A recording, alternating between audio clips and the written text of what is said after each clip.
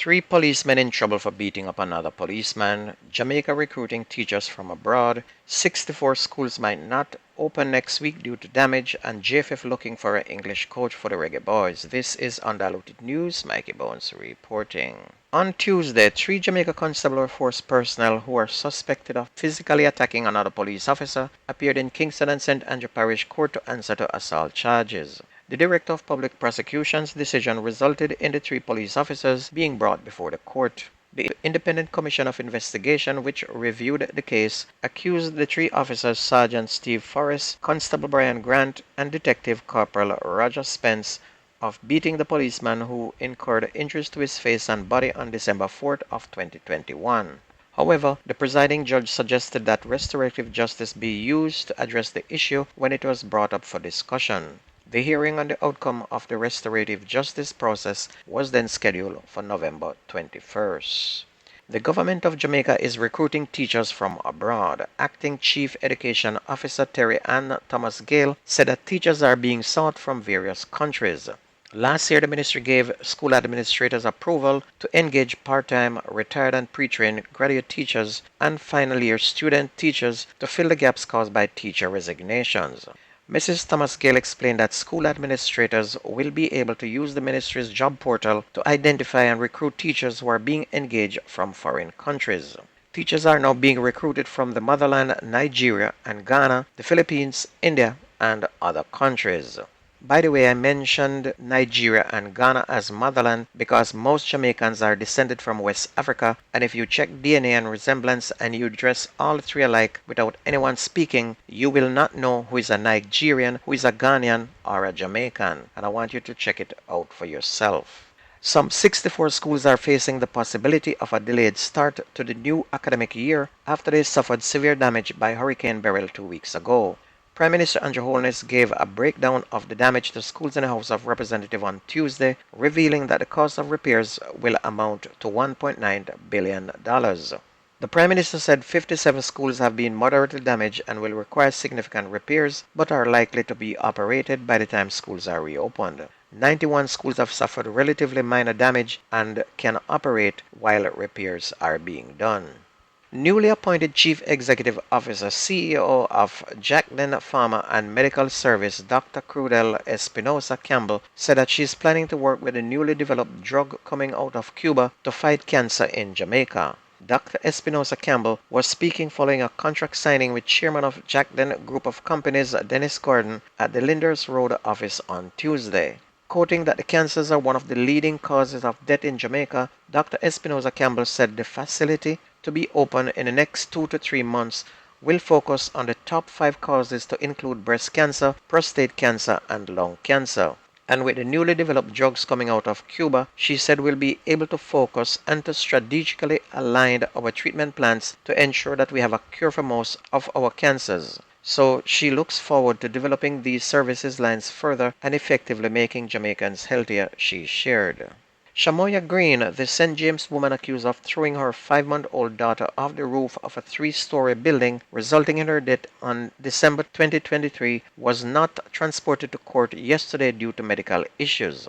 When the matter was mentioned in the St. James Parish Court before presiding Judge Natisha Fairclough Hilton, the court was told that Green, who is currently being held at the South Camp Adult Correctional Center in St. Andrew, was not transported to St. James for her court appearance after suffering seizures and being deemed unfit to enter a plea. The allegation said that Green requested to speak with her partner about their relationship on December 6 of 2023 at approximately 5:35 p.m. The talk was postponed until later that evening, according to the individuals. And there are reports that Green lost her cool, walked out of the room carrying her 5-month-old baby Destiny with her. The child was then thrown from the roof of the building. Destiny was rushed to hospital but passed away while receiving treatment. Kenyan police patrolled Haiti's capital in armored vehicles yesterday, a day after the arrival of 200 additional personnel from the African country as part of a multinational security mission, local officials said. The vehicles patrolled the area around the National Palace and other parts of Port-au-Prince with Kenyan forces and Haitian police on board, according to officials who spoke on condition of anonymity and did not provide details about the objectives of the operation. Several bangs were heard as vehicles passed by, according to an AFP journalist although it was unclear if there were shots fired by police or armed gangs who controlled some 80% of the capital. Kenya stepped up last year to lead the long-sought international force to help Haiti tackle its soaring insecurity.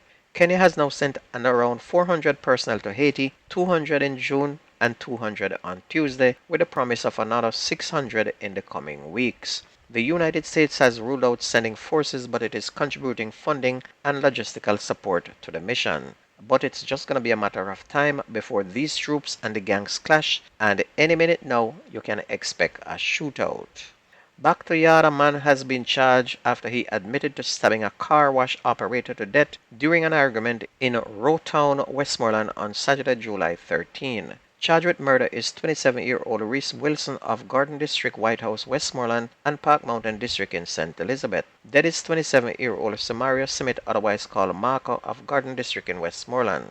And it's reported that about 1:20 p.m. an argument developed between Smith and Wilson, and during that melee, Wilson reportedly pulled a knife and stabbed Smith several times. Smith was assisted to hospital where he was pronounced dead, and Wilson was taken into custody after the incident and was charged on Tuesday, July 16, following his admission to committing the crime. On to sports. The process to select Jamaica's next coach for the Reggae Boys to replace the departing Jaime Grimson should get easier, as the Jamaica Football Federation has now cut the number of applicants from 40 to just 5. Former national assistant coach Miguel Coley is among the 5, and there is also a report that Trinidad and Tobago English player Dwight York was on the list, but JFF General Secretary Dennis Strong wasn't willing to give a hint if he's on that revised list. And one of Hal Grimson's assistant, John Wall, is said to be on the list as well. But although not directly involved with the selection process, JFF President Michael Ricketts believes that an English person would be more ideal due to the setup of the current squad. Meanwhile, attorneys representing national hammer throw record holder Nayoka Clonis are now set to make one final throw of the dice to get her into the Olympics in Paris.